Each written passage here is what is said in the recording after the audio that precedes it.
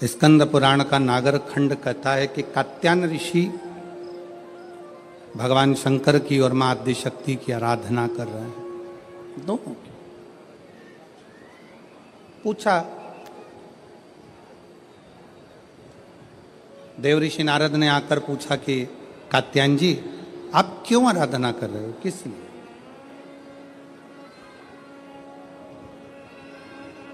तुम्हारे आराधना करने का कारण क्या है? तुम्हारे भजन करने का कारण क्या है? तुम्हारे स्मरण करने का कारण क्या है? तुम्हारी भक्ति करने का कारण क्या है? तुम्हारा नाम जाप करने का कारण क्या है? तुम्हारा भगवत नाम लेने का कारण क्या है? किस कारण से कर?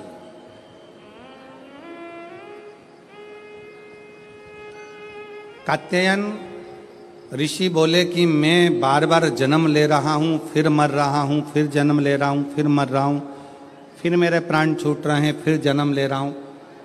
ऐसा करते करते मेरे ना जाने कितने कितने जन्म निकल गए, पर मेरी गति नहीं हो पाई।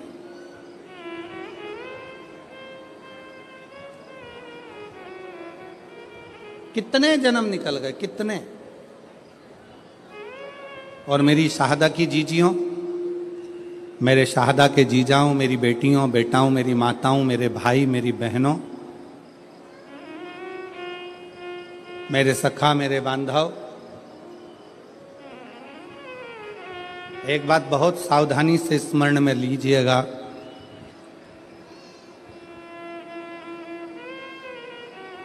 अगर आपके दिल में शिव महापुराण की कथा सुनने की उमंग, तुम्हारे दिल में भगवान शंकर की कथा सुनने का उत्साह, तुम्हारे दिल में भगवान शंकर की कथा में पहुंचने की उमंग उत्साह अगर तुम्हारे दिल में आया है तो समझ लेना कि अब हम बार बार जन्म नहीं लेंगे और बार बार मृत्यु के प्रपंच में नहीं पड़ेंगे। अब हमें शिव मिल गया, अब हमें शंकर मिल गया, अब हमें शिव की प्राप्ति हो गई।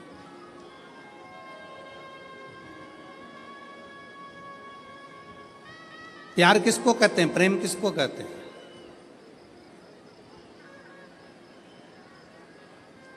प्रेम की परिभाषा क्या है? प्रेम किसको कहते हैं? कि जिससे मिलने के लिए उत्साह बढ़ता जा, उमंग बढ़ती जा, दिल में तमन्ना, उत्साह, उमंग बढ़ती चली जाए।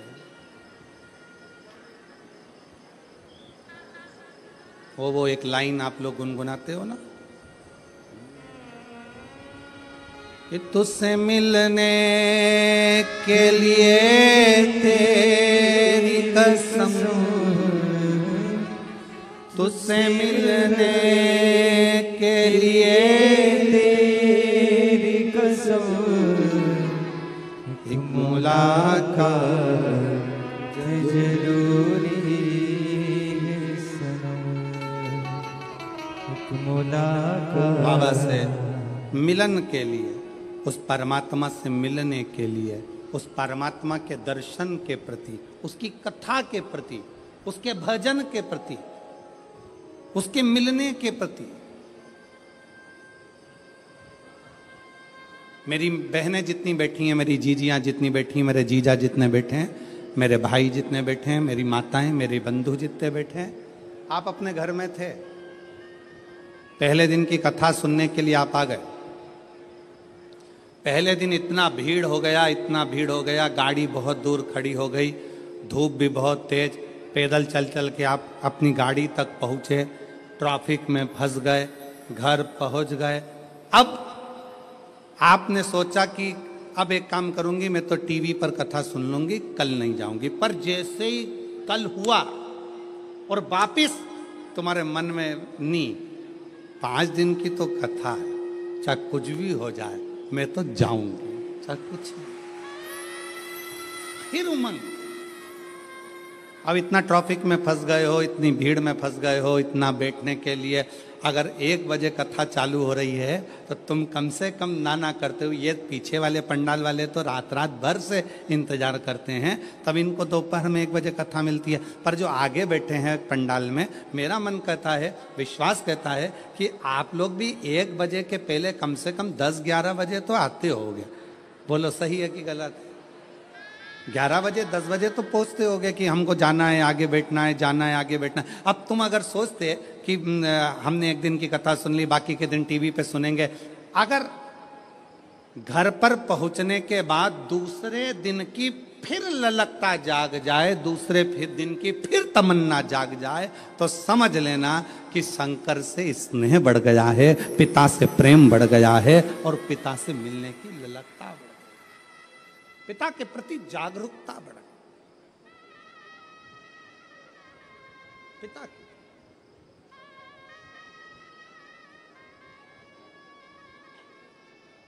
उससे मिलन की आस बढ़ गई, उससे मिलन की।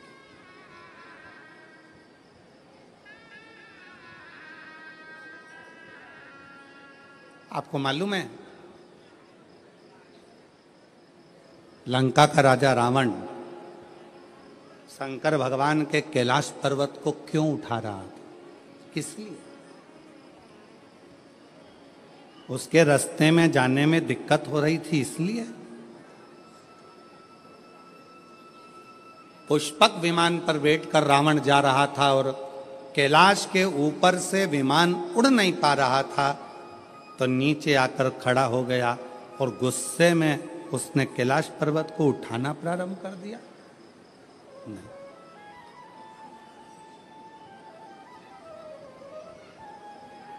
क्यों उठाना? रावण को क्या पड़ी थी जो कैलाश पर्वत को उठाने में लग गया?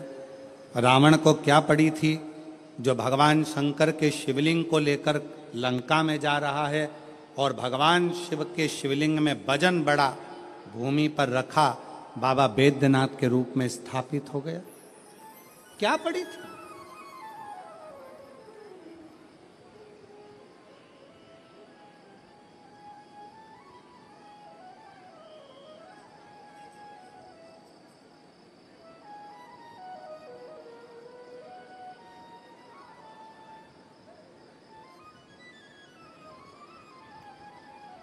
आक्रांताओं ने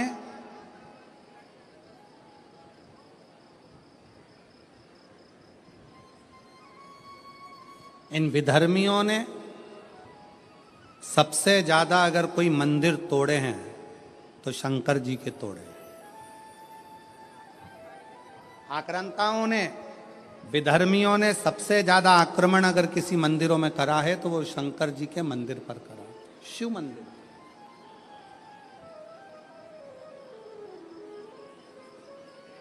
कभी विचार करिएगा,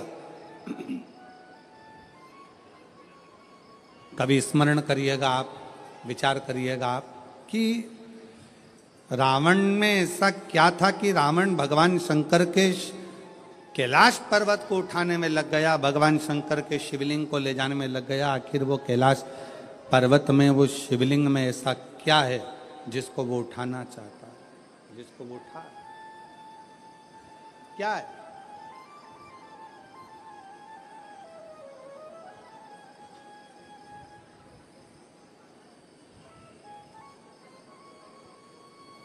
शिव महापुराण की कथा कहती है, रावण ने अपने भाई कुबेर को सताकर कुबेर के सिंहासन को छुड़ा लिया। रावण ने अपने भाई कुबेर को सताकर उसका पुष्पक विमान भी ले लिया, पर रावण कुबेर का सिंहासन उठाकर ले गया। रावण कुबेर का पुष्पक विमान लेकर चले गया, पर रावण कुबेर के सिंहासन पर बैठ नहीं पाया।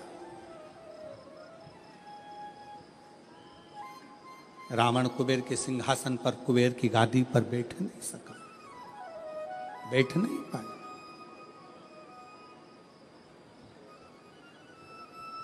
देवर्षि नारद निकल कर जा रहे थे, लंकापति रावण को देखा, रावण से पूछा क्या कर रहे हो? रावण कहने लगे कि मेरे को एक बात समझ में नहीं आती कि मैंने सारे इंद्र के सिंहासन को अपना बना लिया, देवताओं के सिंहासन को अपना बना लिया, सारे ग्रहों को अपने अनुकूल कर लिया, पर एक बात समझ में नहीं आती कि ये कुबेर का जो राज्य है, कुबेर का जो सिंहासन है, कुबेर का जो राज्य है, कुबेर का जो सिंहासन है, कुबेर का जो पद है, कुबेर की जो प्रतिष्ठा है, कुबेर का जो वैभव है, कुबेर का जो धन है, रावण कहता है ये मुझे कैसे प्राप्त हो, उसको मैं पाऊं कैसे, वो मुझे मिले कैसे, वो मुझे प्राप्त कैसे हो। देवऋषि नारद ने कहा, देवऋषि नारद बोले कि रावण, क्या तुमको मालूम है कि कुबेर की सत्ता, वैभव, लक्ष्मी, धन, संपदा कहां पर है? रावण ने पूछा, आप बताओ नारद जी की वो सत्ता, वो वैभव, वो पद, वो प्रतिष्ठा कहां है? देवऋषि नारद के मुख से निकल गया कि जो कैलाश पर्वत है, जिस पर्वत पर भगवान शंकर विराजमान होते हैं, उस पर्वत के ठीक नीचे कुबेर का पद, कुबेर की प्रतिष्ठा, कुबेर का वैभव, कुबेर की लक्ष्मी, कुबेर का धन, सब कैलाश पर्वत के नीचे।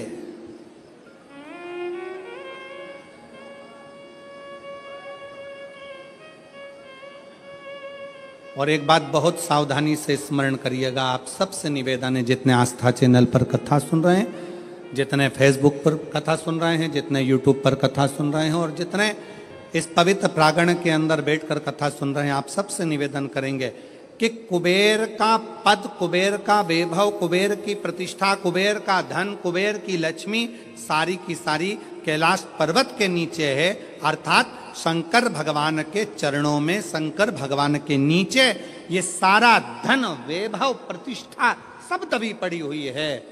इसलिए लंका का राजा रावण मालूम पड़ने पर कैलाश पर्वत को उठाने लगा कि इसके नीचे से मैं लक्ष्मी को, वैभव को, धन को छुड़ा लूंगा, खींच लूंगा।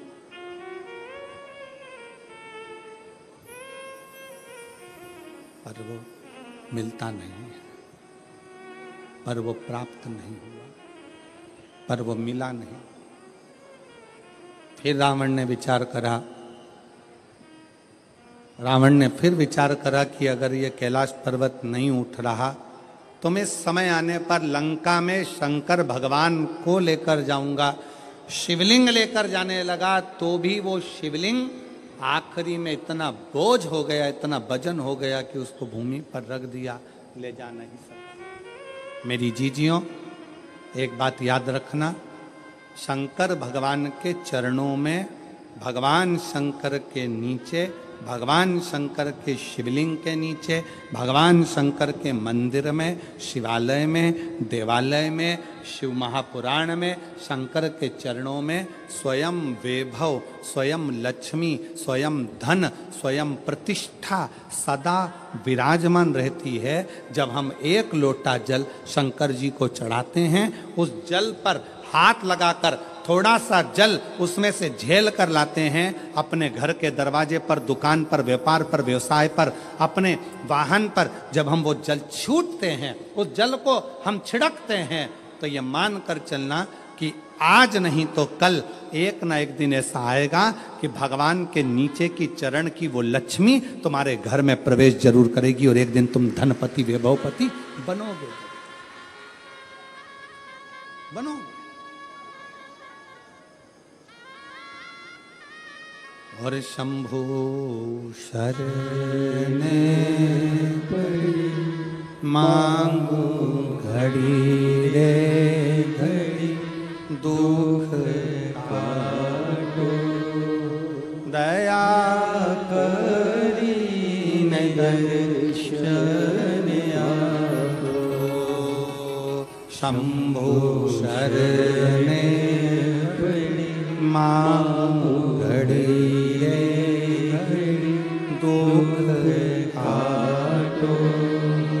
दया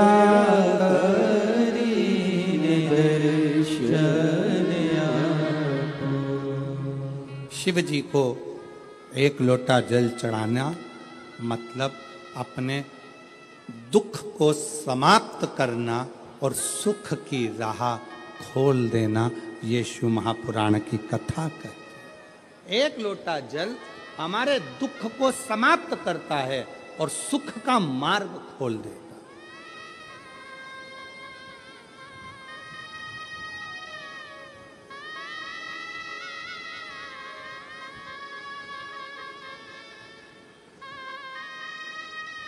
जितने लोग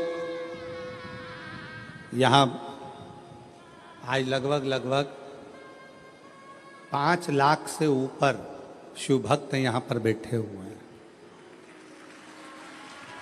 पंडालों की कैपेसिटी से ज़्यादा भरे पड़े, जितने अंदर उससे ज़्यादा बाहर अपना अपना चादर छाता लगा लगा कर लोग बैठे हुए हैं।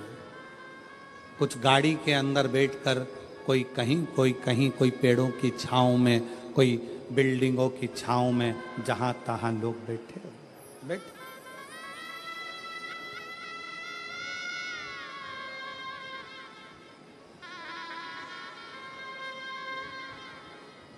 अब ईमानदारी से बोलो,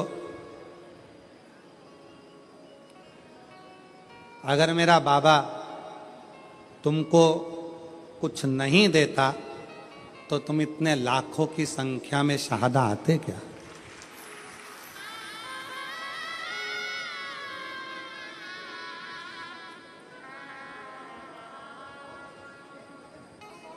खाली ना जाता कोई दर से तुम्हारे, खाली ना जाता कोई दर से तुम्हारे, मैं खड़ी हूँ नदी पारे फसा, अपने हृदय से लगा लो,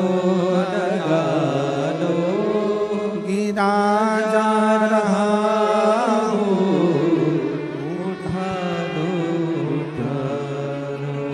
भोले अपने दर से अब तो न टालो, गिरी जा रही हो, उठा लो भोले अपने दर से अब तो न टालो, गिरा जा रहा हो, उठा लो। अगर भगवान भोलेनाथ नहीं देते तो यहाँ कौन आता? कौन आता? कृपा की ना होती जो आदत तुम्हारी, तो सुनी ही रहती अदालत तुम्हारी। जो गरीबों के दिल में जगह तुम ना पाते, तो किस दिल में होती इबादत तुम्हारी। ये तुम्हारी ही कृपा है, तुम्हारी।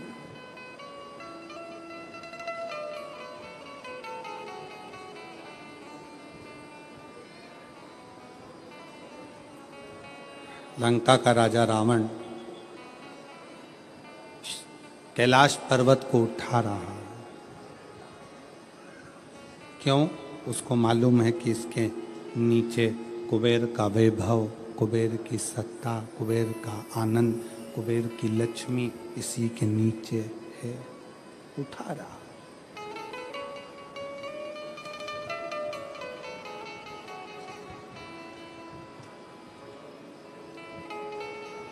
उठा नहीं कैलाश पर्वत, हिला नहीं कैलाश पर्वत, उठ ही नहीं पाया कैलाश पर्वत, नहीं। फिर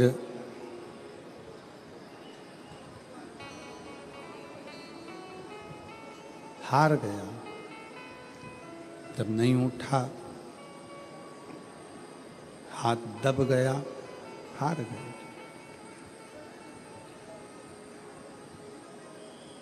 फिर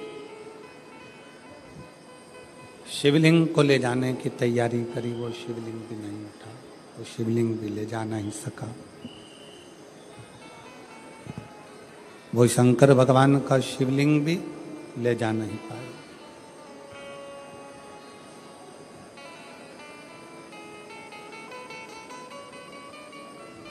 इन हाथों की रकीलें अगर गलत हैं, ज्योतिषी आचार्य ने कह दिया कि ये रेखाएं तुम्हारी गड़बड़ हैं, ये रेखाएं गलत हैं, तो इन हाथों में जल का भरा हुआ एक लोटा पकड़ाओ। इस हाथों से शिव जी को जल चढ़ाना प्रारंभ करो। इन हाथों से शिव मंदिर में सफाई करना प्रारंभ करो। हाथों की लकीरें धीरे धीरे सुलझना प्रारंभ हो जाएगी और तुम्हारा जीवन श्रेष्ठ होता चलेगा। जीवन श्रेष्ठ होगा। ये भाग्य की रेखाओं में, ये भाग्य की रेखाओं में अगर कुछ गलत लिखा गया है, इसको शिव मंदिर में, शिवालय में, भगवान शंकर के चरणों में इस मस्तक को झुकाना प्रारंभ करें।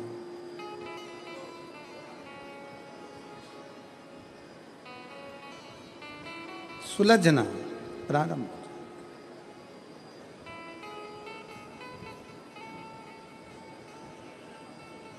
पर उसमें सबसे मूल है अपने मन का संयम।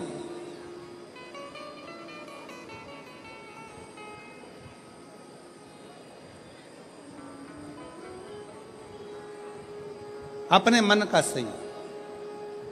एक प्रश्न आपसे करेंगे, उत्तर दीजिएगा।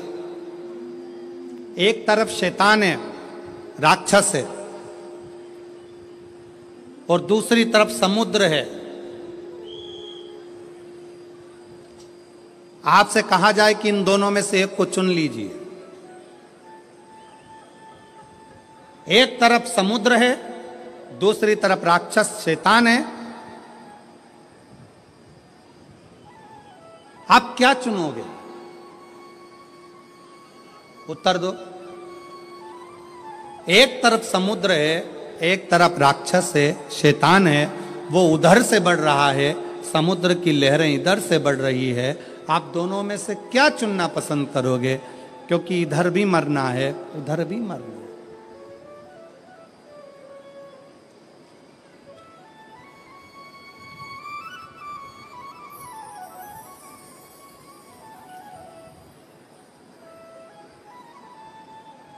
क्या चुनो?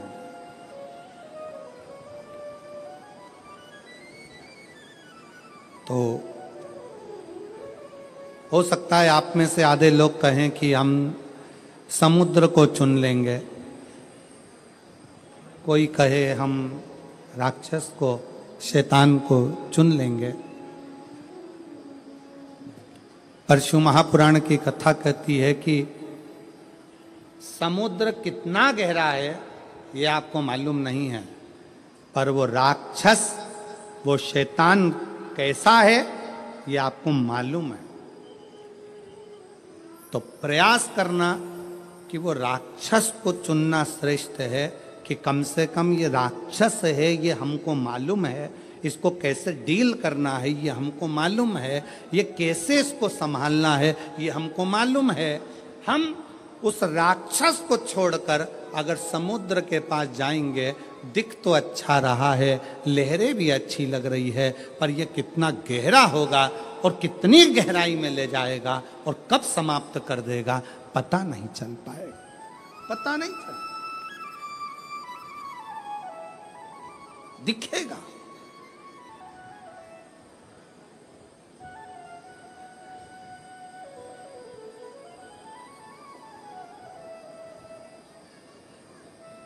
एक बहुत अच्छी कथा आती है।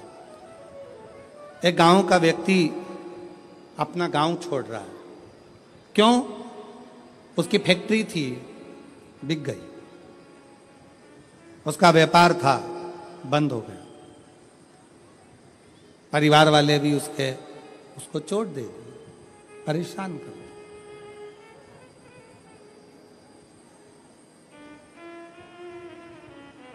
उसने प्लान बनाया कि अब मुझे इस गांव में नहीं रहना है, मुझे ये गांव छोड़ना है, मुझे गांव छोड़कर जाना है।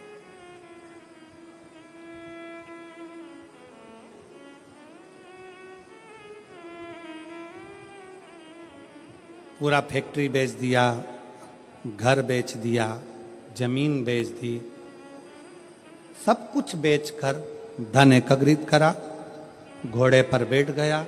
घोड़े पर बैठकर और सब बेचकर परेशान होकर वहां से चल दिए। 60 किलोमीटर दूर दूसरा गांव था, वहां पहुंच गया। गांव में जाकर देखा तो गांव के लोग आम के पेड़ के नीचे, पीपल के पेड़ के नीचे बैठे हुए हैं, बातचीत कर रहे हैं, सब आपस में बातें कर रहे थे। इस व्यक्ति ने अपना घोड़ा रोका, घोड़ा रोककर नीचे उतरकर उनके पास जाकर बैठा और बैठकर उसने पूछा, भैया एक बात पूछना चाहता हूं, क्या आप मुझे बताओगे? बोलो क्या बात पूछना है, क्या पूछना चाहते हो? भैया ये बताओ यहां के लोग कैसे?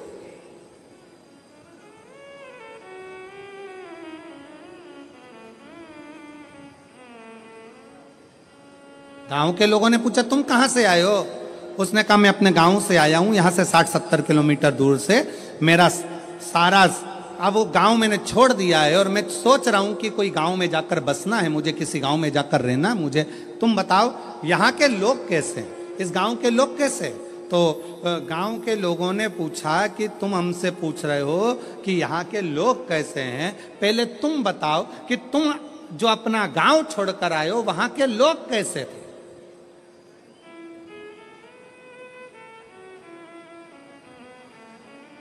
उस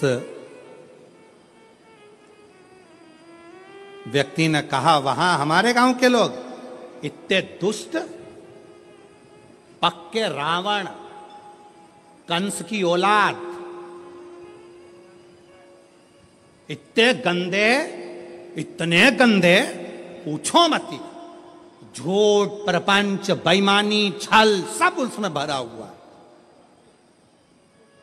अच्छा हाँ, अब आप बताओ आपके गांव के लोग कैसे हैं?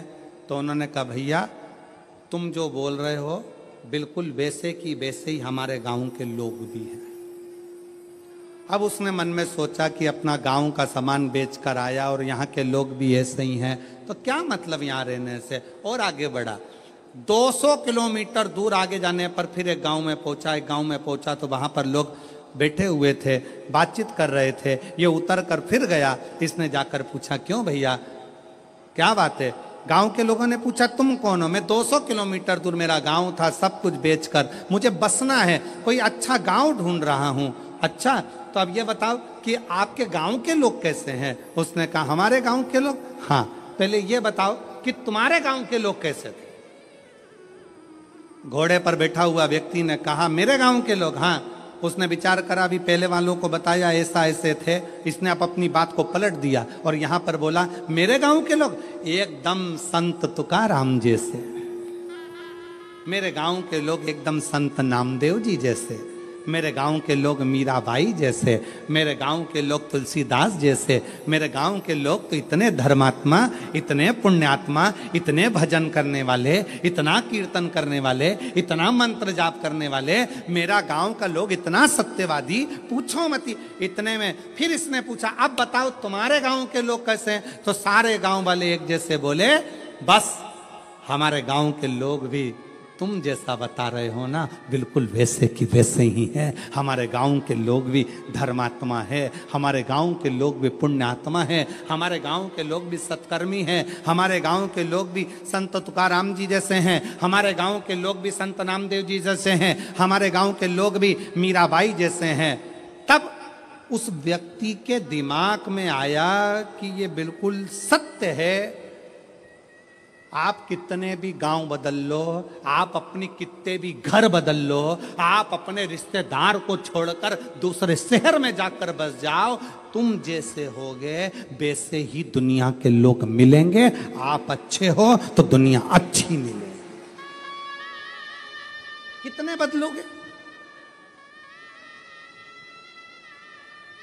शहादा छोड़ा पूना चले गए, पूना छोड़ा मालेगांव चले गए, मालेगांव छोड़ा लातूर चले गए, लातूर छोड़ा नागपुर चले गए, नागपुर छोड़ा मुंबई चले गए। और वहां पर भी जाकर के हम तो जैसे थे, हमारे गांव के लोग जैसे पहले थे, जैसे हमारे आसपास के लोग ईर्ष्या रखते थे, जैसे हमारे गांव के लोग वैसा करते थे, वैसे की वैसे यहाँ मिल रहा है। उसका कारण क्या है?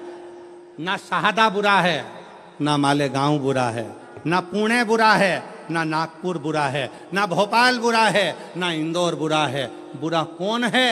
हमारी सोच कि हम दिन भर एक दूसरे में बुराइयां ढूंढते रहते हैं। मेरा पड़ोसी ऐसा, मेरा रिश्तेदार वैसा, मेरा देवर ऐसा, मेरी देवरानी ऐसी, मेरी जेठानी ऐसी, मेरा परिवार ऐसा, मेरा कुटुंब ऐसा, मेरा कबीला ऐसा। हम दिन रात अपने गांव में रहकर, अपने घर में रहकर भी हम दिन भर बुराई ढूंढते थे। तो तुम अच्छे से अच्छे बंगले में जाकर रह लो, वहां भी तुमको बुराई ही मिलेगी। तुम अच्छे से अच्छे 5 स्टार होटल में रह लो, वहां पर तुमको बुराई ही मिलेगी। और जब तुम्हारी आदत हो गई छोटे से घर में भी अगर तुम दिल बड़ा रखकर प्रेम के साथ रहते हो ना, तो तुम जहां रहोगे ना, वहां पर भी तुमको आनंद की अनुभूति होती रहेगी, प्रसन्नता मिलती रहेगी वहां पर।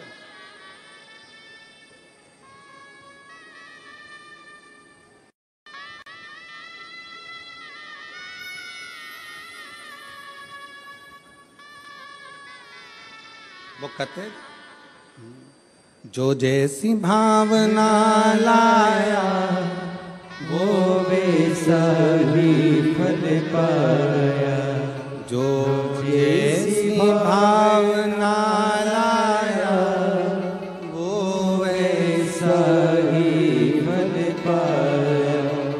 नहीं खाली उसे लौटाया वो मन ही मन हर्षाया।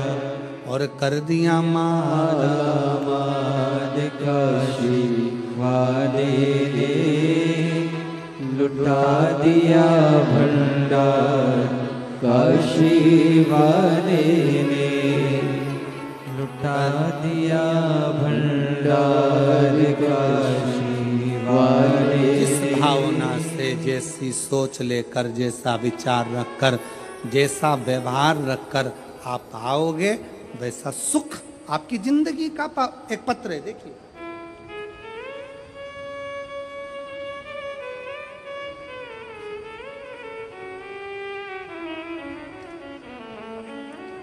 मेरा नाम ललिता परमेश्वर पाटोले, मैं नासिक महाराष्ट्र से हूँ। मेरा मोबाइल नंबर ये है। मेरा नाम ललिता परमेश्वर पाटोले, मैं नासिक महाराष्ट्र से हूँ। मेरा मोबाइल नंबर ये है।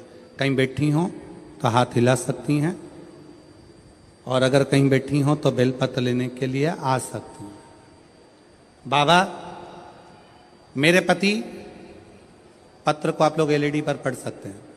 कहीं एलईडी है उन पर पत्र चल रहा है, एलईडी पर पत्र पढ़ सकते हैं।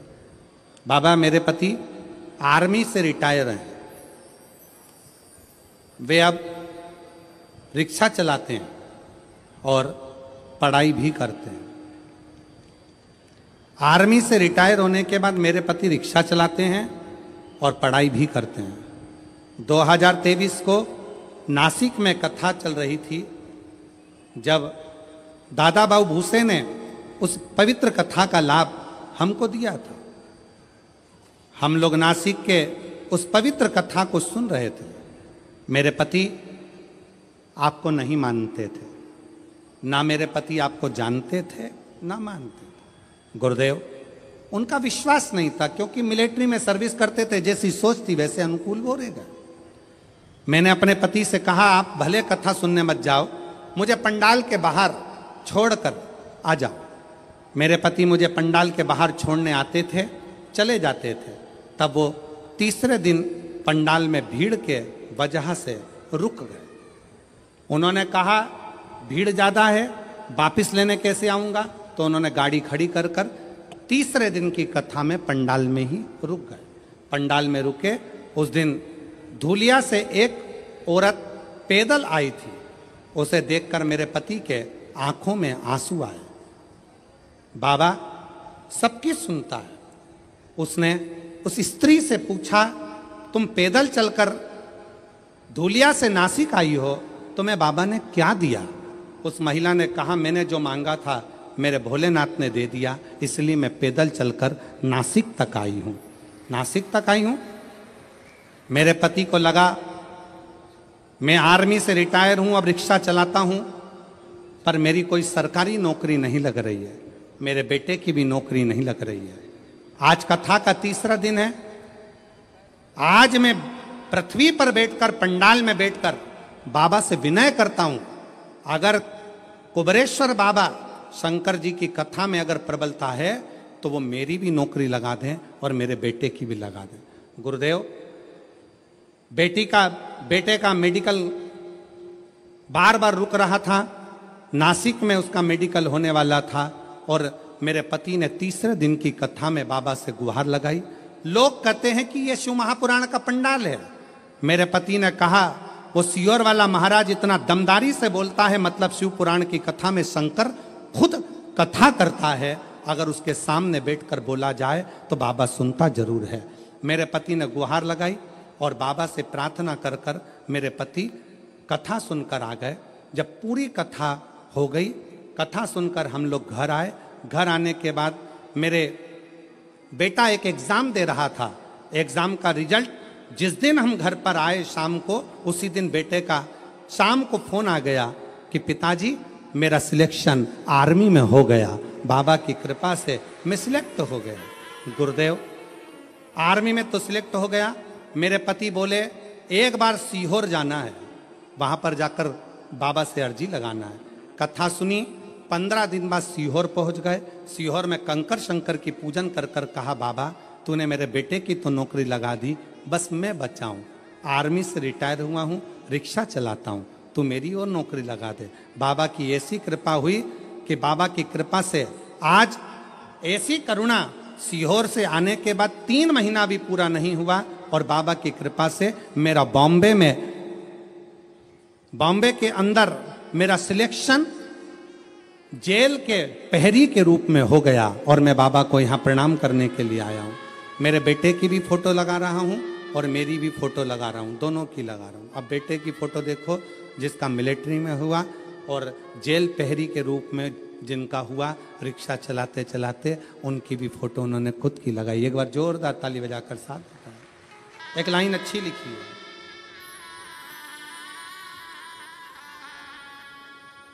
बोलो जरा लाइन को आप लोग बोलो एलईडी पर पढ़ के।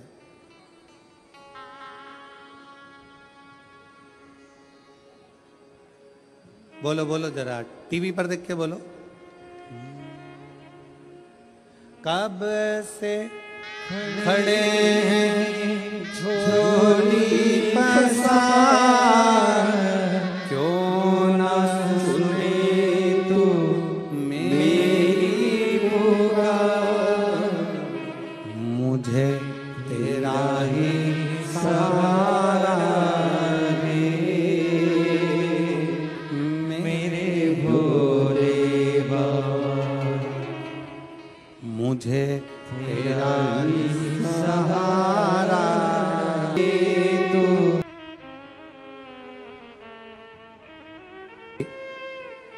पुनः वापिस नौकरी लगी, बेटे की भी नौकरी लगी। एक बार जोरदार ताली बजाकर स्वागत करिए।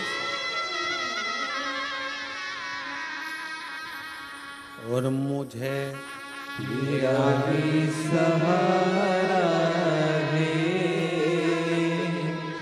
मेरे भोले बाबा, मैंने तुझे ही पुकारा है, मेरे भोले बाबा। दिल से उसको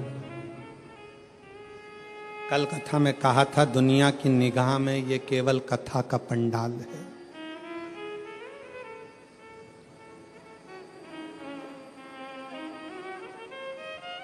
दुनिया की निगाह में केवल ये शिव महापुराण की कथा का पंडाल है, पर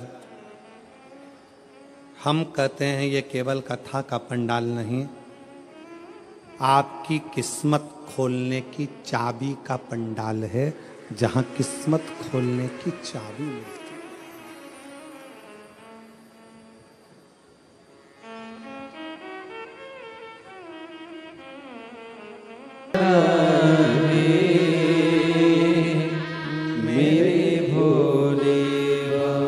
शंकर भगवान के शिवलिंग के नीचे का स्थान कुबेर का होता है, शंकर भगवान के कैलाश के नीचे का स्थान कुबेर की लक्ष्मी का होता है।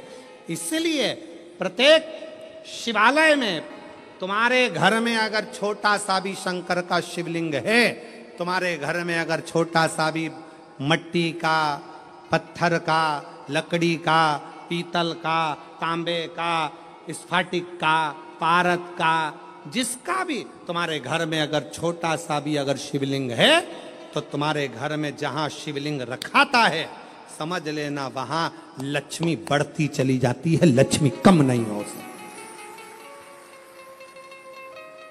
बढ़ेगी।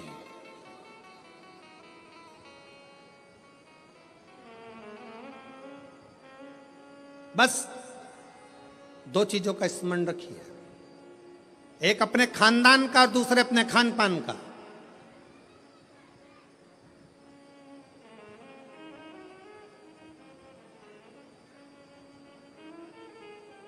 आपको मालूम है,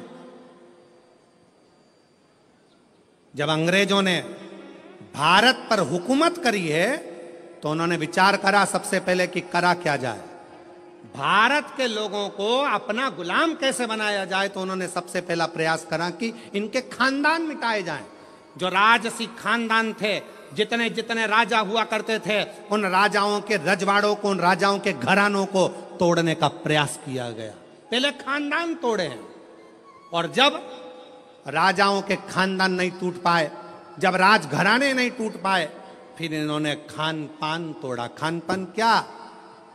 गलत तरह का भोजन विदेश से बुलाते थे और भारत के लोगों को वो गलत तरह का भोजन कराते थे। भारत में रहने वाला सनातनी कभी भी नॉनवेज छूता नहीं था। भारत में रहने वाला भारतीय सनातनी कभी भी मांस का सेवन नहीं करता था, गलत व्यसन का सेवन नहीं करता था। वो तो ये अंग्रेजों ने तुमको गुलाम बनाने के लिए जब खानदान नहीं तोड़ पाए तो खान पान को तोड़ा है, तुम्हारे खाने का तरीका बदल दिया, तुम्हें वेज से नॉन वेज बना दिया, तुम्हें ले जाकर गलत भोजन में लगा दिया, गलत भोज।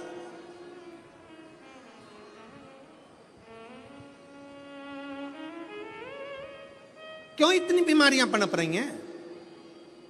इतनी बीमारियां होने का कारण क्या है? और देखो, प्रकृति अपना रंग दिखाती है।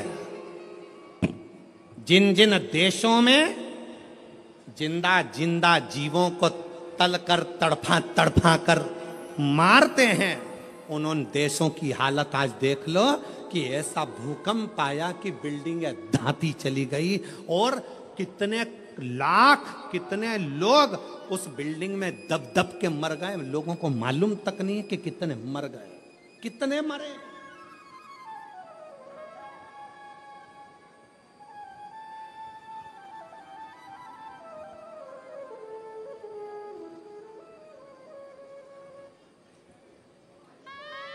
कितने।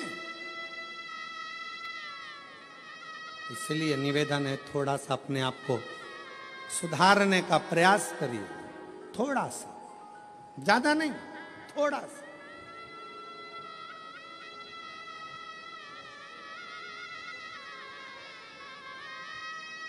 जो गलती हो गई, अभी तक जो गलती कर ली, उस गलती को अब छोड़ने का प्रयास करो। मदिरा के नशे में हो, मदिरा छोड़ने का प्रयास करो। गलत भोजन के चक्कर में हो, छोड़ने का प्रयास करो।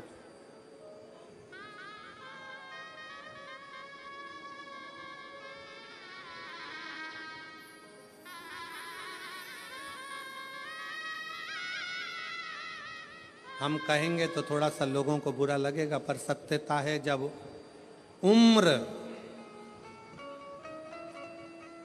और कमर,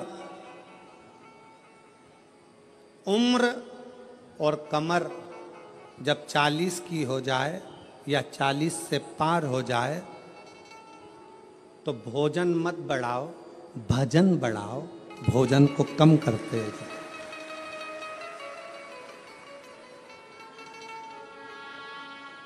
जम के बोलो जरा, क्या?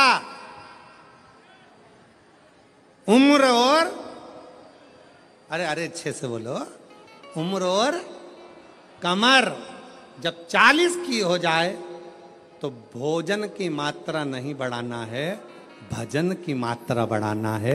भोजन की मात्रा कम करो और भजन की मात्रा को बढ़ाते चलो, बढ़ाते चलो। विठल विठल विठला, बढ़ा।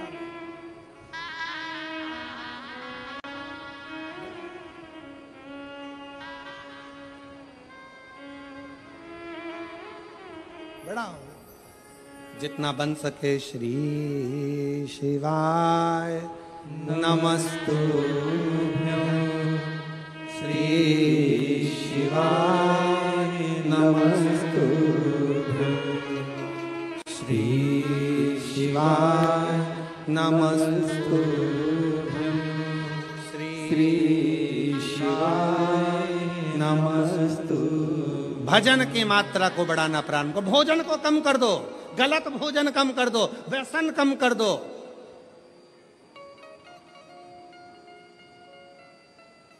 गलत विचार कम कर दो, गलत सोच कम कर दो।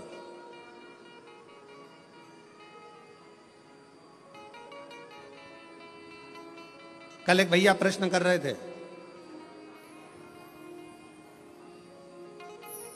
गुरुजी भगवान विष्णु अपने शरीर पे राख नहीं लगाते, राखोड़ी नहीं लगाते, भस्म नहीं लगाते। भगवान ब्रह्मा अपने शरीर पर राख नहीं लगाते, भस्म नहीं लगाते, राखोड़ी नहीं लगाते। इंद्र नहीं लगाते। 33 कोटि देवता कोई अपने शरीर पर राख नहीं लगाता, भस्म नहीं लगाता। केवल शंकर जी क्यों लगाते? हमने उससे कहा इतनी सी बात तो तू तेरे घर वालों से पूछ लेता कि बर्तन को राख से क्यों मांजा जाता है। बोलो दी जी जी, जम के बोलो। बर्तन अच्छा है, साफ है, तो तुम उसको राख से मांजोगी क्या? जम के बोलो जरा। नहीं, बर्तन अच्छा है, साफ है, तो उसको आप राखोड़ी से मांजोगी, साफ करोगी? नहीं। बर्तन को राख से कब मांजा जाता है? जब उसमें थोड़ी सी झूठन लगने लगे तो बर्तन को राख से साफ किया जाता है। मेरे शंकर भगवान ने सबको प्रेरणा दी है कि लोभ, आसक्ति, तृष्णा, वासना और ये अपनों की झूठन जब अपने पर लगने लगे तो तन पर थोड़ी सी भस्म चढ़ा लेना चाहिए, तो ये झूठन दूर होती चली जाती है। ये झूठन दूर हो। ये संसार की झूठन है। ये लोभ, ये तृष्णा, ये आसक्ति, ये वासना, ये नाते, ये रिश्ते, ये कुटुंब, ये कबीले, ये वो झूठन है जो हमारे शरीर से लगती चली जाती है, लगती चली जाती है। इसको दूर करो।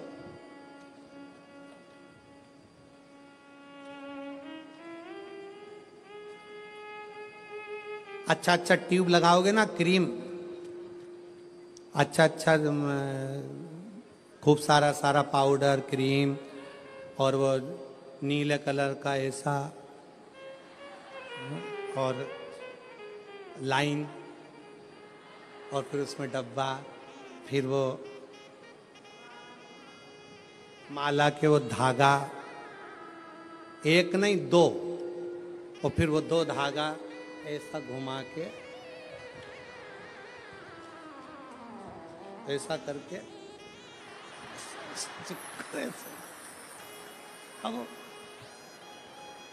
अब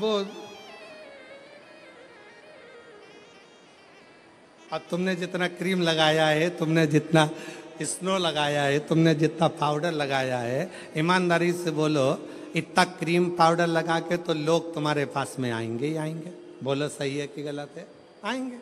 अगर शंकर भगवान तो पहले से ही इतने ब्यूटीफुल थे, पहले से इतने सुंदर थे, इतने सुंदर,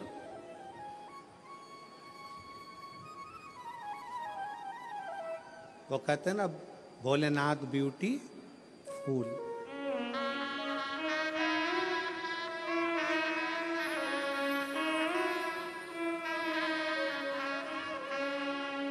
सिर पे गंगा लेने कल्याण वो कर देवे, भोलेनाथ ब्यूटीफुल। जो नाम उसका लेवे भोले जी दर्शन देवे, भोलेनाथ ब्यूटीफुल। जो नाम शिव का लेवे कल्याण वो कर देवे, भोलेनाथ ब्यूटीफुल।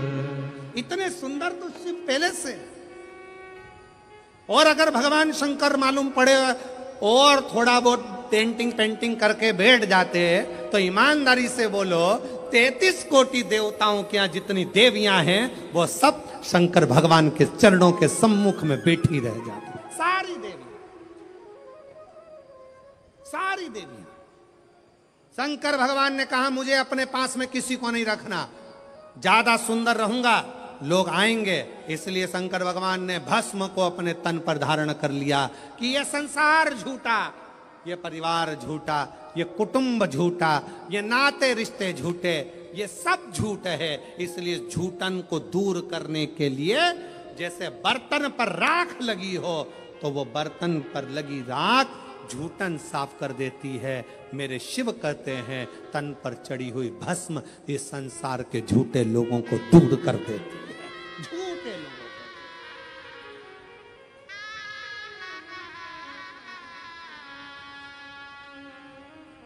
जो नाम शिव का ले भोले जी दर्शन देवे, भोलेनाथ ब्यूटीफुल। शिव स्वयं तन पर भस्म धारण करते हैं, स्वयं।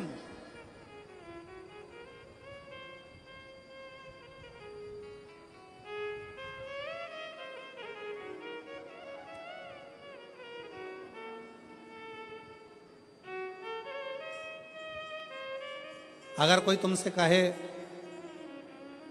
शंकर जी का भजन करने वाले को शंकर भगवान विरक्त बना देते हैं, कोई तुमसे कहे शंकर जी के भजन करने वाले को शंकर भगवान अकेला दूर एकांत में ले जाकर बिठा देते हैं, तो सब झूठ समझना। शंकर भगवान स्वयं भजन करते हैं तो पार्वती को पास में रखते हैं, शंकर भगवान स्वयं भजन करते हैं तो गणेश जी को पास रखते हैं, शंकर भगवान स्वयं भजन करते हैं तो कार्तिकेय को पास करते हैं। 33 कोटि देवताओं में कोई एक देवता ऐसा बता दो जो अपनी पत्नी, अपने बच्चे, अपने रिश्ते, अपने नाते सबको साथ रखते हो। केवल एक शंकर भगवान हैं जो अपनी बहुओं को, रिद्धि सिद्धि को भी साथ रखते हैं, जो अपने पोते अमोद प्रमोद को साथ रखते हैं, जो अपनी बेटी अशोक सुंदरी को साथ रखते हैं, जो अपनी बेटी जया विषहरा शामरी बारी दौतली देव उसको साथ रखते हैं।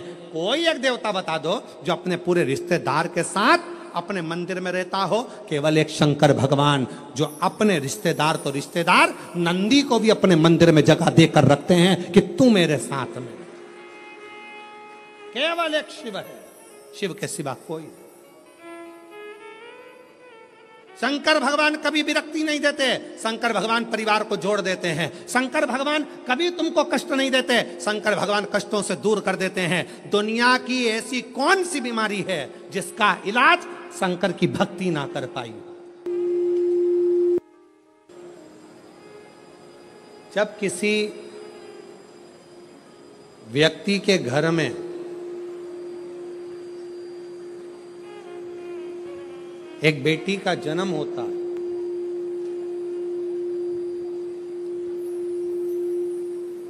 और बेटी की किलकारी, बेटी के पांव की खनक, बेटी के किलकारी पांव की खनक, बेटी के चरण जब किसी के घर के अंदर आते हैं और यदि शिव कृपा से, भगवान की करुणा से, भगवान की दया से माता पिता उस बेटी की परवरिश कर कर उसका कन्यादान अगर कर देते हैं तो उस माता पिता का भी अगला जन्म नहीं होता, वो इस जन्म और मृत्यु के प्रपंच से छूट गए। अब इससे सरल क्या हो सकता है, जरा विचार करिएगा जरा। बहुत सावधानी से इस कथा का स्मरण करिएगा, बहुत ध्यान से सुनिएगा कि बड़े बड़े तपस्वी तप करने जा रहे हैं, साधना वाले साधना करने जा रहे हैं, उपासना वाले उपासना करने जा रहे हैं, व्रत वालों ने व्रत रखा, साधना वालों ने साधना करी, तपस्या वालों ने तपस्या करी, और कंदराओं में बैठकर कोई संत बन गया, कोई साधु बन गया, कोई तपस्वी बन गया, कोई साधक बन गया, कोई उपासक बन गया। किस लिए? कि हम जन्म और मरण के प्रपंच से छूट जाएं। पर शंकर भगवान ने माता पार्वती की साक्षी में कात्यायन ऋषि से कहा कि जब किसी गृहस्थी के घर में एक बेटी का जन्म होता है और उस बेटी की परवरिश जब माता पिता करते हैं, बेटी के किलकारी जिसके घर में गूंजती है और बेटी के चरण जिसके घर में पड़ते हैं, और बेटी का जब कन्यादान होता है तब माता पिता फिर कोई जन्म नहीं लेते, वो माता पिता परमात्मा की शरणागति का सुख भोगते।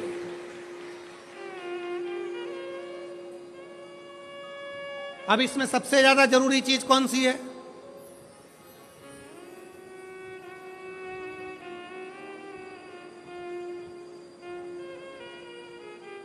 एक बहुत ध्यान देने वाला विषय है, थोड़ा ध्यान दीजिएगा। दक्ष प्रजापति के घर में 60 कन्याओं का जन्म हुआ।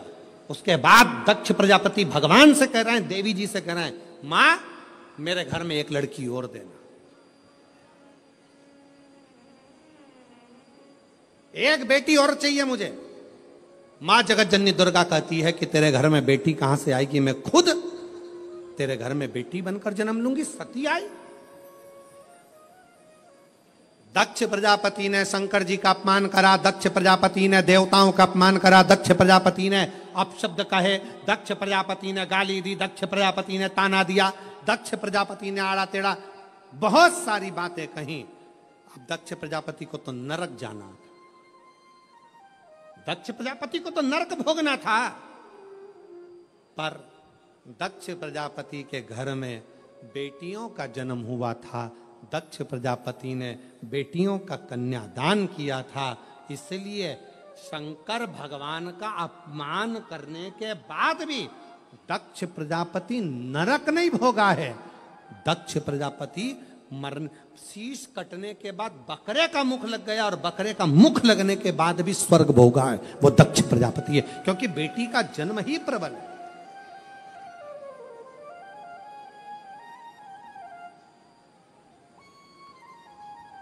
महाराज, सुखी वो नहीं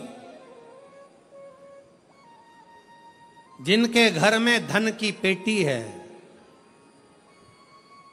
सुखी वो नहीं जिनके घर में धन की पेटी है, सुखी वो हैं जिनके घर में मुस्कुराती बहू और बेटी है।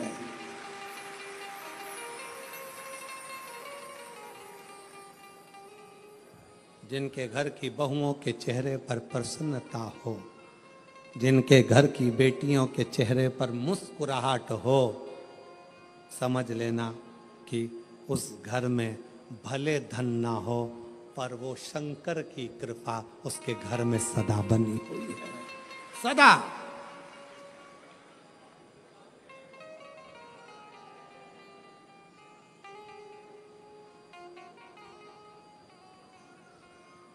नवरात्रि चल रहे हैं,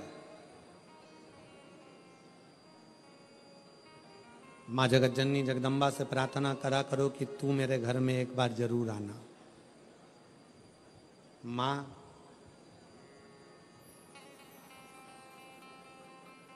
प्रत्येक घर के अंदर एक बेटी का जन्म जरूर होना चाहिए। माँ और बाप को दूसरा जन्म नहीं लेना पड़ेगा, वो भगवान शंकर के धाम में खूब आनंद के साथ कैलाश पर बैकुंठ में स्वर्ग के सिंहासन पर बैठेगा। स्वर्ग सिंहासन में माननीय विधायक महोदय श्री राजेश दादा पांडवी जी को जब पहले दिन की कथा में पांडवी जी आए, बेटी उनके साथ में थी, पूजन कर रही थी बेटी भी, देखकर मुझे बहुत खुशी हुई, बहुत। ऐसा लग रहा था जैसे शंकर भगवान अशोक सुंदरी के साथ बैठकर आराधना कर रहे हों, शिव की स्तुति कर रहे हैं। मैं पांडवी जी को इसका लिए धन्यवाद देता हूं। साधुता, साधुता, प्रसन्न हुई।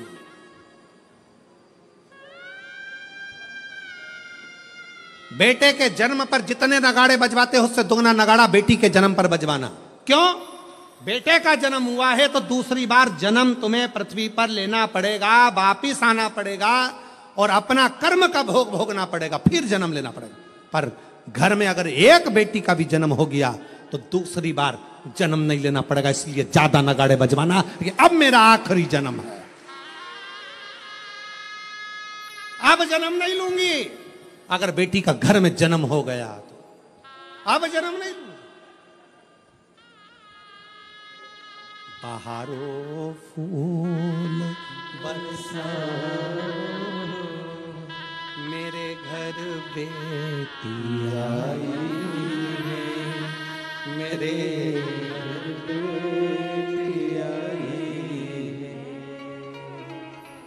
फिर से जन्म नहीं पाऊं, मेरे घर बेटी आई है, मेरे घर बेटी आई है। हिमालय राज के घर में जब पार्वती जी का जन्म हुआ, कहते हैं दुनिया के यहाँ पर जन्मदिन की पार्टी एक दिन की होती हो, दुनिया के यहाँ जन्मदिन की पार्टी 2 दिन की होती हो, 2 महीने की होती हो, 4 महीने की होती हो, हर साल जन्मदिन पे होती हो।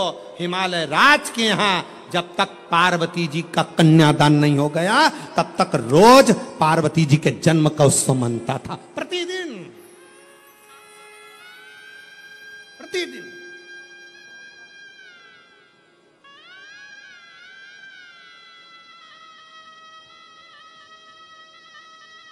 पार्वती जी के जन्म का उत्सव रोज मनता था हिमालय राज के घर, रोज।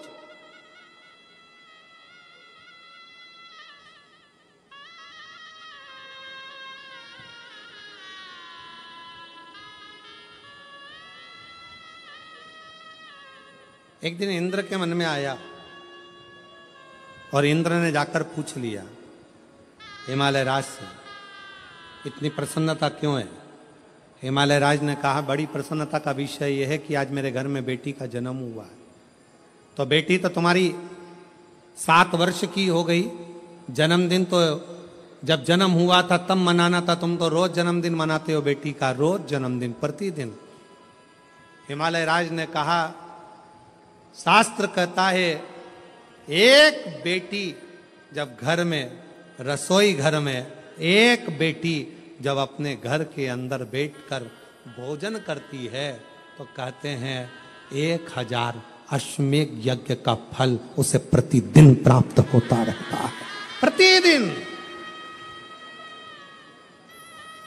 अरे दुनिया वालों से पूछो कि नवरात्रि में कन्या भोज क्यों कराते हो, दुनिया वालों से पूछो कि नवरात्रि में बेटियों को क्यों ढूंढने जाते हो, दुनिया वालों से पूछो कि नवरात्रि की अष्टमी और नवमी पर कन्या का पूजन क्यों करते हो।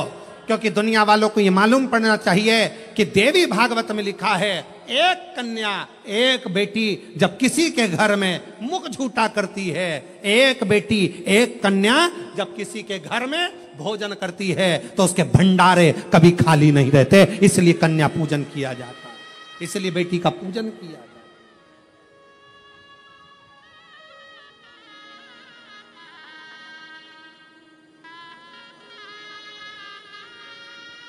और आज के जमाने में लोग मंदिर में जाकर भगवान से कहते हैं, भगवान, ओ भगवान, हमारे घर में एक बेटा दे दो, एक बेटा। और बाजू में खड़ी हुई लक्ष्मी जी नारायण जी से बाजू में खसक के बोलती है, कितना मूर्ख है, बेटा मांग रहा है। और रोज मंदिर में आकर कहती, लक्ष्मी दे दो। और बहू को चाहिए क्या?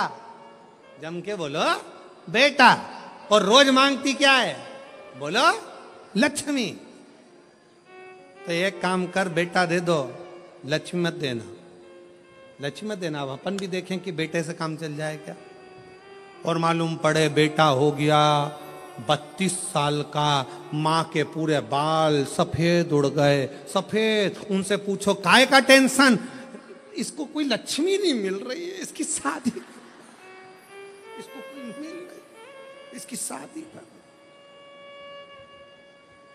लक्ष्मी जी से कहा आप जाओ ना, इसके घर में शादी करना है बेटे की कोई लक्ष्मी। तो इसने मांगा ही था कि मेरे को बेटा दे दो, बेटा दे दो। लक्ष्मी नहीं मांगी थी, बेटा मांगा था। तो कोई तो इसके घर में शादी करेगा। तो कहाँ करेगी, आएगी।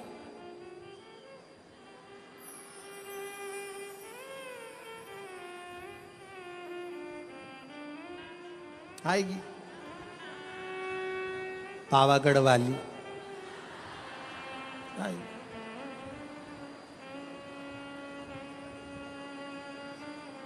तुलजा आई, इसके घर में आई, फिर आई, फिर सवेरे शाम सास रोज आरती गाएगी। अम्बे तू है जगदम्बे काली, जय दुर्गे सहादा वाली, तेरे ही गुण गाए भारती। हो मैया हम सब उतारे तेरी आरती।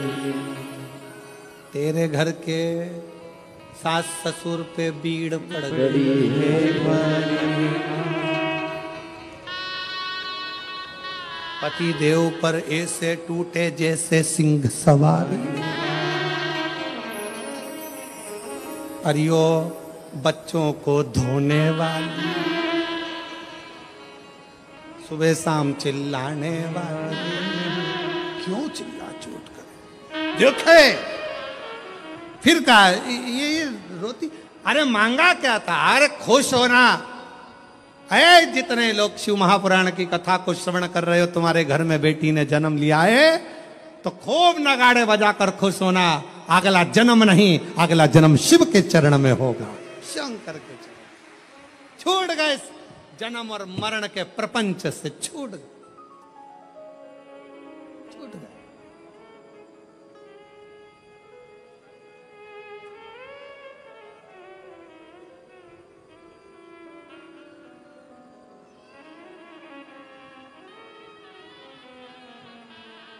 छूट गए, जन्म और मरण के प्रपंच से छुटकारा मिल गया। बेटी बेटी बेटी।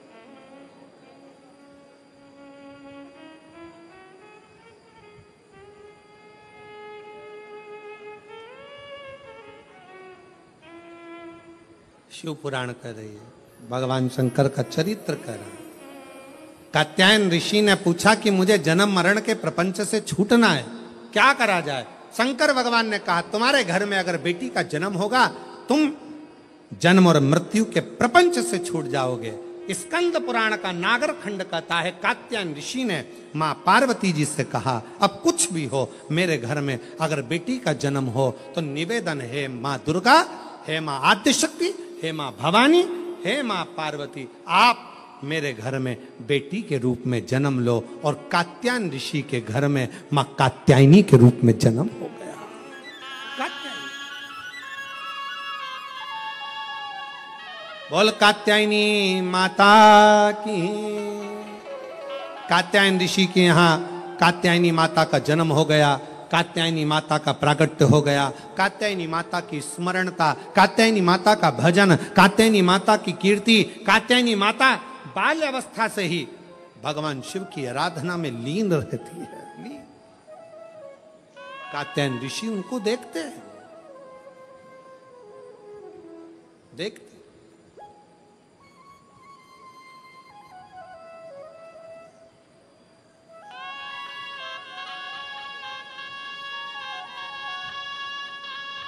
और जब कहते हैं महिषासुर का वध करने वाली भी वही कात्यायनी है, वही कात्यायनी।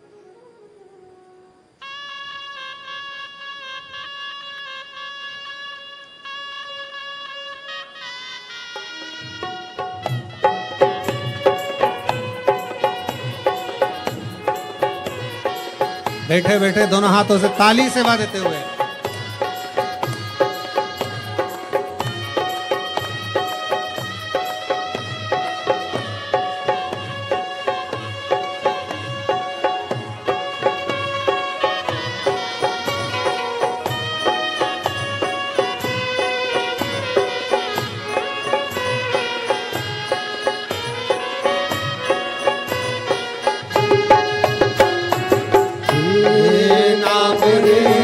सबसे बड़ा तेरा नाम, शेरों वाली ऊंचे दिलों वाली, बिगड़े बना दे मेरे काम नाम रे, ये नाम रे। सबसे बड़ा तेरा नाम, ओ शेरों वाली दोनों हाथों से दिलों वाली, बिगड़े बना दे मेरे काम नाम रे।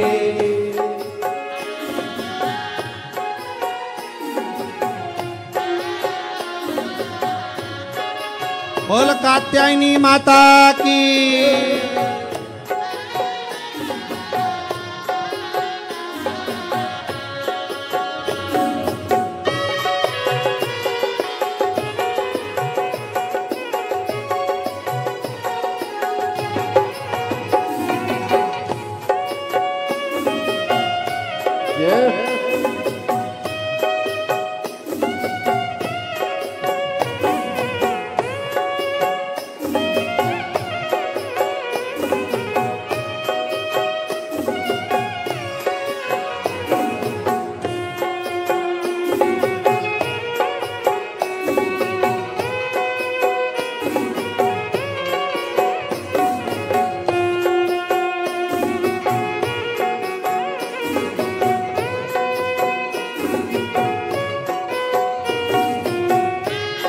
कठिन पले ऐसी घड़ी है, विपदा आनी पड़ी है, तू ही दिखा बे रास्ता, ये दुनिया रास्ता रोके खड़ी।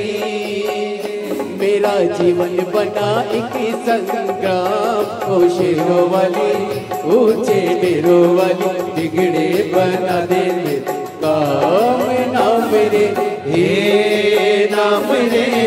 सबसे बड़ा तेरा नाम, ओ शेरों वाली ऊंचे डेरों वाली, बिगड़े बना दे मेरे काम नाम रे।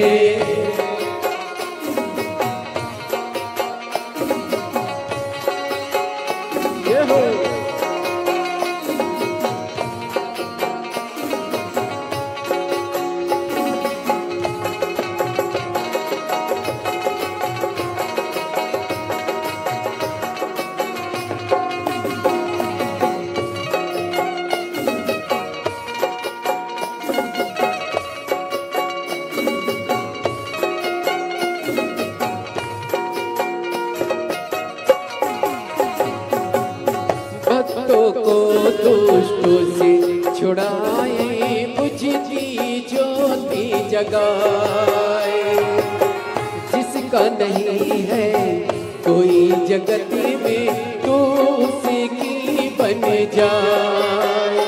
तीनों लोग करे तो है प्रणाम, ओ शेरों वाली ऊंचे डेरों वाली, बिगड़े बना दे मेरे काम नाम रे, हे नाम रे। सबसे बड़ा तेरा नाम, ओ शेरों वाली ऊंचे डेरों वाली, बिगड़े बना दे मेरे काम नाम रे।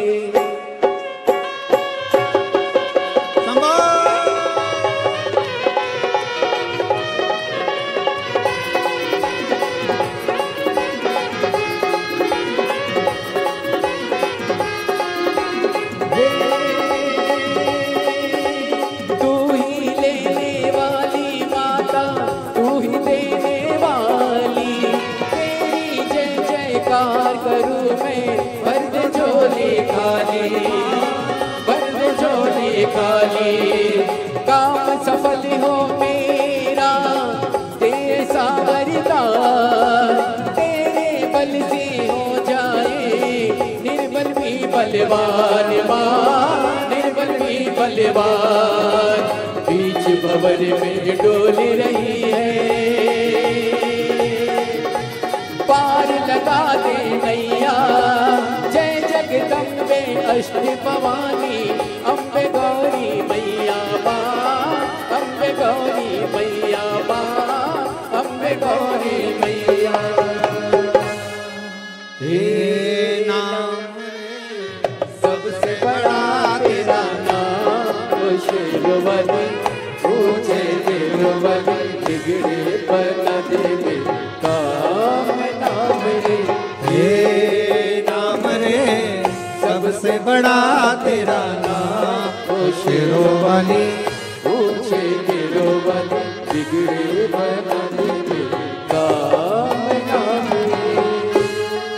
हार हार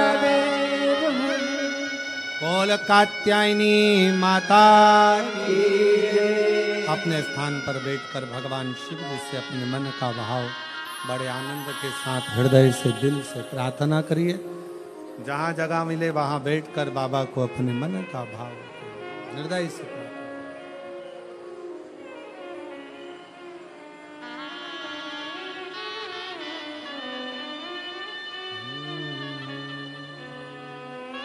सभी लोग साथ में बोलेंगे। आज नवरात्रे में कात्यायनी माता का दिन भी है और कथा भी कात्यायनी माता की आई है। और शिव महापुराण का यह पवित्र कथा का तीसरा दिवस है।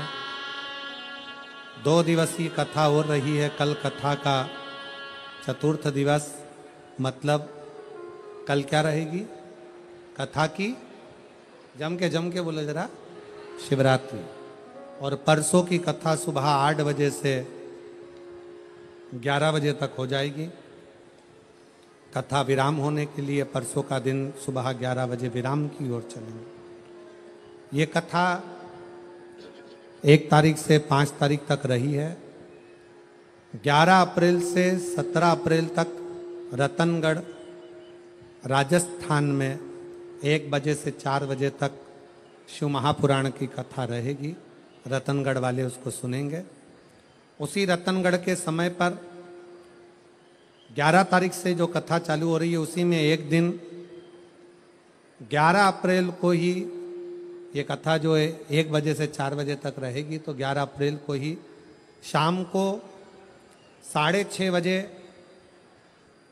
शीतलकुंड बालाजी, डीडवाना राजस्थान, डीडवाना राजस्थान वालों को मैं बधाई दूंगा कि एक दिन परम पूज्य 1008 संत श्री विष्णु प्रपन्नाचार्य जी महाराज के आशीर्वाद से आपको 1 घंटे की शिव चर्चा डीडवाना वालों को करने के लिए राजस्थान में 11 तारीख को शाम को 6:30 बजे से 7:30 बजे तक शिव चर्चा करने का मौका डीडवाना राजस्थान वालों को एक दिन का 11 अप्रैल का प्राप्त हुआ है।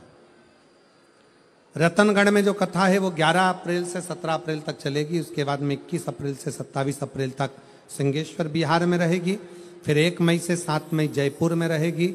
फिर 11 मई से झारखंड में कथा रहेगी। और फिर 21 से 27 मई तक निरंकारी मैदान बुराड़ी दिल्ली में शिव महापुराण की कथा रहेगी। ऐसे कथाओं का क्रम है। बड़े आनंद के साथ आप और हम श्रवण करेंगे। दिल से बाबा को अपने मन का भाव कहिए। सभी लोग साथ में बोलेंगे।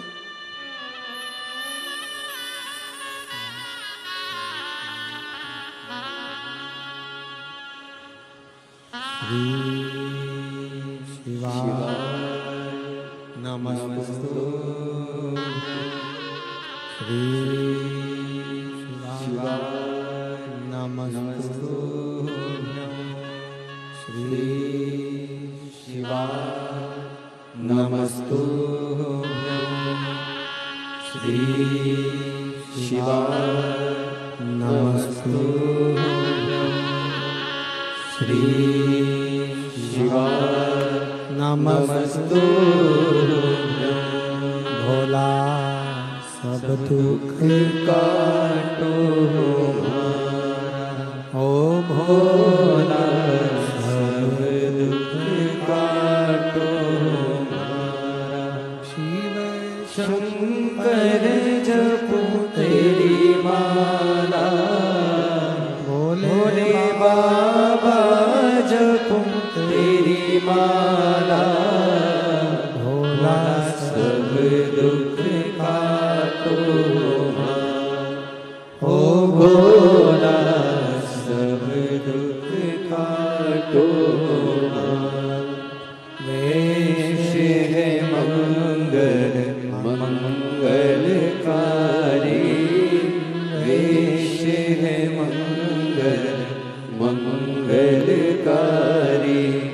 शमशान वासी हमारा, शमशान वासी हमारा, भोला सब दुख काटो हमारा, भोला सब दुख काटो हमारा।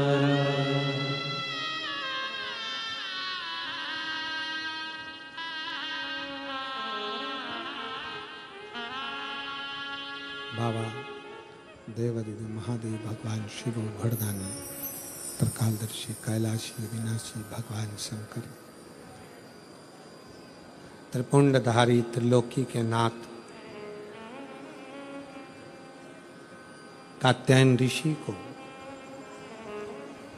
मां पार्वती कात्यायनी बनकर प्रकट हुई।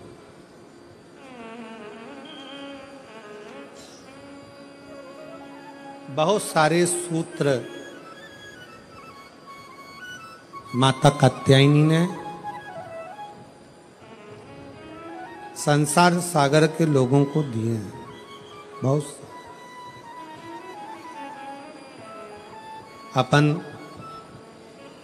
सारे सूत्रों की बात तो नहीं करेंगे, पर दो सूत्र माता कात्यायनी ने जो दिए हैं उसका स्मरण करें। दो सूत्र कहा,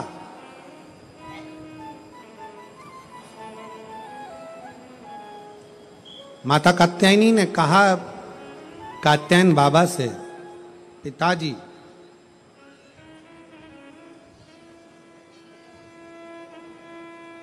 एक नारी का जीवन पूर्ण संघर्ष का जीवन होता है, पूर्ण समर्पण का जीवन होता है, पर एक नारी ही ऐसी होती है जो अपने पूरे कुल को संसार सागर से पार उतार सकती है। पर वही नारी यदि परिवार में रहकर अगर भेद करती है तो स्वतः स्वयं अपने आप को भी डुबो लेती है और स्वयं कुल को भी डुबो लेती है।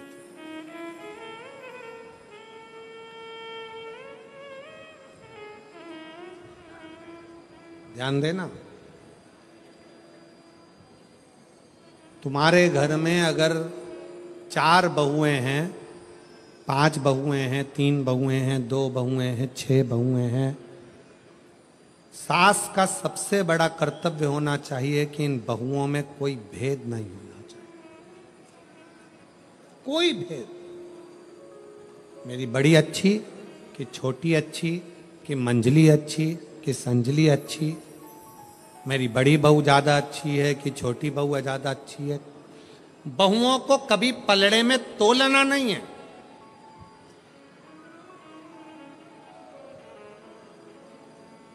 जिस घर की सास बहुओं को पलड़े में तोल लेती है कि मेरी ये अच्छी है कि ये बुरी है, कि ये अच्छी कि वो बुरी, उस सास का बुढ़ापा आखिरी में रोते रोते निकलता है।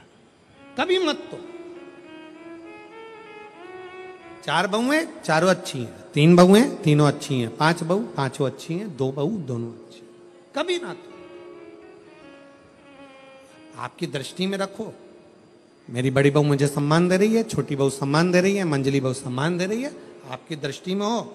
पर जनमानस के सामने ये बात कभी ना आए, किसी रिश्तेदार के सामने ये बात ना आए कि मेरी बड़ी अच्छी की छोटी अच्छी, कि बड़ी बुरी की छोटी बुरी, की कौन कैसा, ये भेद कभी मां के मन में ना। और दूसरा सूत्र मां कात्यायनी का अपने अंदर उतारिएगा। दूसरा सूत्र भी बड़ा प्रबल है। मां कात्यायनी अपने पिता कात्यायन जी से कहती हैं, पिताजी एक लड़की अपने दो कुल को तारती है, एक मायके का दूसरा ससुराल का, पर एक लड़की के लिए सबसे बड़ी जरूरत की उसकी बुद्धि में ये चित्त में होना चाहिए कि जितना चिंता वो अपने मायके की करती है उससे 1.5 गुनी ज्यादा चिंता उसको अपने ससुराल की भी होना चाहिए। जितनी चिंता वो अपने ससुराल की करे उतनी मायके की करे, मायके की और ससुराल की करे, पर मायके से विवाह होने के बाद 1.5 चिंता ससुराल की। मां कात्यायनी कात्यायन ऋषि से कहती हैं, पिताजी जब एक लड़की, उसका जीवन कोरा है, उसकी चित्तवृत्ति कोरी है, कभी वो अपनी सास से नहीं मिली, कभी वो अपने ससुर से नहीं मिली, कभी अपने पति से नहीं मिली, कभी अपने देवर जेठ से नहीं मिली, उसका जीवन कोरा रहता है। कात्यायन ऋषि से कात्यायनी जी कर रही हैं, उसका जीवन कोरा है। उस कोरे जीवन में उस कन्या को, उस स्त्री को, उस नारी को चाहिए कि पिता से जितना स्नेह हो उससे 1.5 स्नेह उसके ससुर से हो, भाई से जितना स्नेह हो उससे 1.5 स्नेह उसके देवर और जेठ से हो, जितना स्नेह अपनी सगी बहन से है उससे 1.5 स्नेह देवरानी और जिठानी से हो, और जितना स्नेह मेरे अपने मायके से है उससे 1.5 स्नेह अपने ससुराल से हो। उसकी चित्तवृत्ति। आज परिवार टूट रहे हैं। कात्यायनी माता की लोग पूजन जरूर करते हैं, पर कात्यायनी माता के विचारों को अपने अंदर नहीं रखते। अदालत में जितने केस प्रॉपर्टी के नहीं हैं, अदालत में जितने केस कत्ल के नहीं हैं, अदालत में जितने केस कोई फालतू नहीं है, उससे 4 गुना ज्यादा केस आज अदालत में केवल तलाक के हैं कि तलाक लेना है।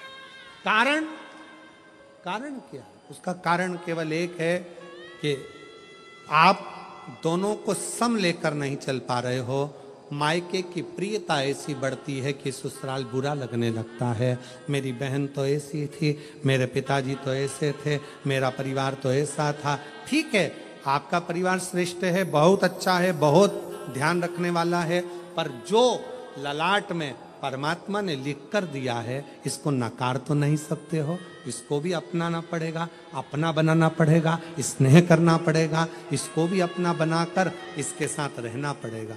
माना बेकार मिल गया कुछ, मान लो बेकार मिल गया, तो क्या आप उसको स्वीकार नहीं करोगे? हो सकता है तलाक ले लोगे, और तलाक लेने के बाद जैसा अभी मिला है इससे भी जोरदार सिंदूर चढ़ा हुआ भेरू मिल गया तो कौन सा फर्क? विचार करिए। इसलिए जो मिला, माता कात्यायनी कात्यायन बाबा से कहती हैं, दोनों का साझा बनाकर चलना। घर में रहने वाली स्त्री, घर में रहने वाली माँ, घर में रहने वाली बहू, घर में रहने वाली बेटी, घर में रहने वाली सास, घर में रहने वाली दादी, घर में रहने वाली ये एक नारी, दोनों का साझा बनाकर जब चलती है तो वह अपने कुल को, अपने परिवार को उन्नति की ओर लेकर जाती है और यश प्राप्त करती है, यश प्राप्त करती है। ये श्रेष्ठता हो। बोल बम का नारा है, जम के बोलो कल्याण तुम्हारा है। बोल बम का नारा है, सारी समस्या का हल श्री शिवाय। भगवान शंकर की अविरलता धारण करिए। अविरल शिव तत्व। महाराज,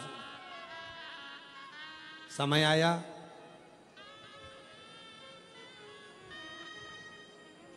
भगवान श्री गणेश जी महाराज का सुंदर आनंदमय प्रागट्य हुआ है। भगवान श्री गणेश जी महाराज पधार रहे हैं। जोरदार ताली बजाकर स्वागत करिए शिव पार्वती और भगवान श्री गणेश जी का। आनंद के साथ आज कथा का तृतीय दिवस यहाँ विराम ले रहा है। चतुर्थ दिवस की कथा कल रहेगी। कल कथा का चौथा दिन, मतलब कल कथा की शिवरात्रि है और परसों कथा का विराम है। सुबह परसों के दिन की कथा 8 बजे से 11 बजे तक हो जाएगी। रतनगढ़ में, राजस्थान के रतनगढ़ में कथा 11 से 17 अप्रैल तक होगी और 11 तारीख को ही डीडवाना शीतलकुंड बालाजी पर शाम को 6:30 बजे हम दर्शन के लिए पहुँचे और वहाँ पर आधे से 1 घंटे का शिव चर्चा डीडवाना वालों के लिए हो। इसलिए डीडवाना के आसपास के जितने भी श्रोता भाई बहन हैं, बाबा के आनंद के लिए आप वहाँ पहुँच सकते हैं। हर हर